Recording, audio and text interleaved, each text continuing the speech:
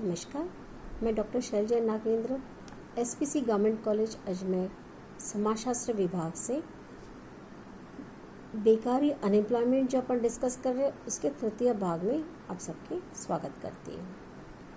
इससे पहले अपन दो भागों में अपन बेकारी इसके डेफिनेशन और अर्थ देखा, अपन ने परिभाषा और अर्थ।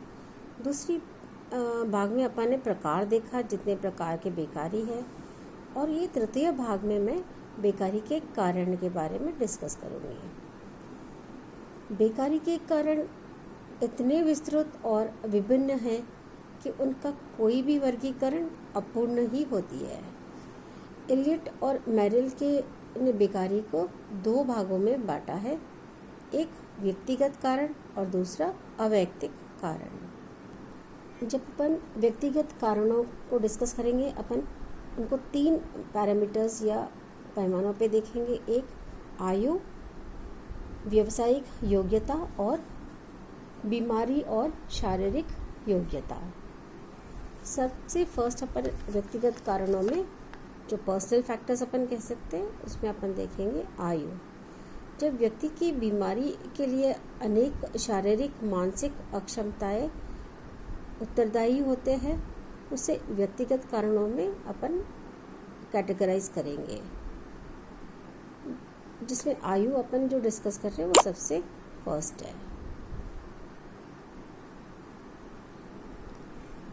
आयु के दृष्टि से हम व्यक्तियों का विभाजन बालकों, युवकों और वृद्धों के रूप में कर सकते हैं। बालकों और वृद्धों में बेकारी की समस्या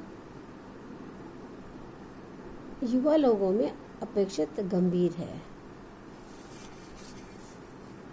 इसके पीछे अधिकतर दो कारण हैं। बालक जो है बहुत अनएक्सपीरियंस्ड है, और वृद्ध जो है उनके जो स्किल्स होते हुए भी काम शीघ्र नहीं कर पाते, तो ये मेजर कारण हो सकता है। युवकों और वृद्धों को कार्य देने में भेद करने का एक कारण यह भी हो सकता है कि वृद्ध लोगों को युवाओं की अपेक्षा में शीघ्र पेंशन देना होता है और उन्हें बीमारी के लाभ भी देना होता है। वृद्ध को एक व्यवसाय से दूसरी व्यवसाय में स्थानांतरित करने में भी कठिनाइयाँ होती है। आयु के निश्चित सीमा के कारण वृद्ध लोगों को सरकारी नौकरियाँ नहीं मिल पाती है, और गैर सरकारी संस्थाएं तथा उद्योगपति वृद्धों की अपेक्षा युवकों को ही नौकरी देना पसंद करते हैं। सेकंड पॉइंट अपन डिस्कस कर रहे थे, व्यावसायिक योग्यता यानी वोकेशनल फिटनेस। कई बार व्यक्ति यह नहीं जानता है कि उसे क्या काम करना चाहिए, उसकी क्या रुचि है और वह किस काम को अधिक योग्यता के साथ कर सकता है। मालिक हमेशा यह चाहते हैं कि उनके यहाँ ऐसे व्यक्ति काम करें जो योग्य, सक्षम और प्रशिक्षित हो।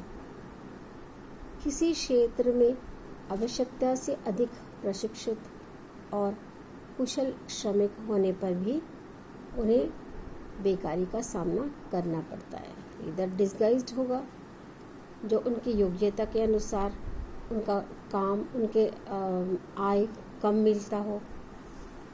विभिन्न प्रकार के हो सकते हैं, जो अपन ने प्रीवियस चैप्टर में भी देखे हैं।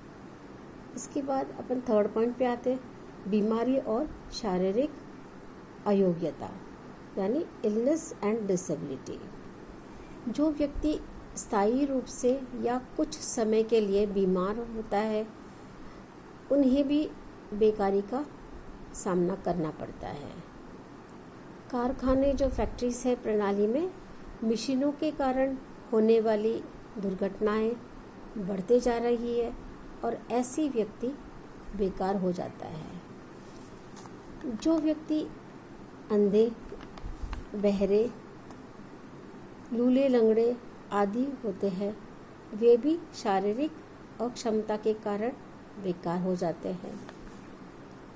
कुछ व्यक्ति जन्म से ही शारीरिक रूप से विकृत पैदा होते हैं, फिर भी कई लोगों को तो प्रशिक्षण देकर उनके योग्य कार्यों में भी लगा दिया जाता है।